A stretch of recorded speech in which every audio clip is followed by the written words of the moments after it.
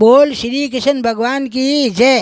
હવે આપણે શ્રાદ્ધ પક્ષ લાગેલા પૂનમો શ્રાદ્ધ પક્ષ લાગેલા તો કાંઈ કરીજો પૂનમ રહો ગેણ બતાવ્યા પણ આ ઠે કોની કાંઠા તો આપણે બાલ બચ્ચો ઉનાળાને બારે મથી भेजीजो। हाथ में छुरी दे सब्जी में कटाईजो, कतरनू कपड़ों में कटाईजो और मशीन में चलाईजो और बान बर्तन मच मजाईजो नीचे आंगण आंगण मच पहुँचाईजो। जे काम कराओ तो बान गीता रो पाठ करो, रामायण को पाठ करो, हनुमान चालीसो करो, अच्छा जो भगवान को भजन कराईजो। काम करेला नहीं तो बच्चों माय नहीं अजमाण सोवेला वडेरा कहता एन सोवे नहीं भी मान करजो सोजे नहीं सोवे तो बच्चो आंधो जाला उठाड़ी मारे बैठे नहीं तो वो बच्चों यहाँ लूलो लंगड़ो जाला।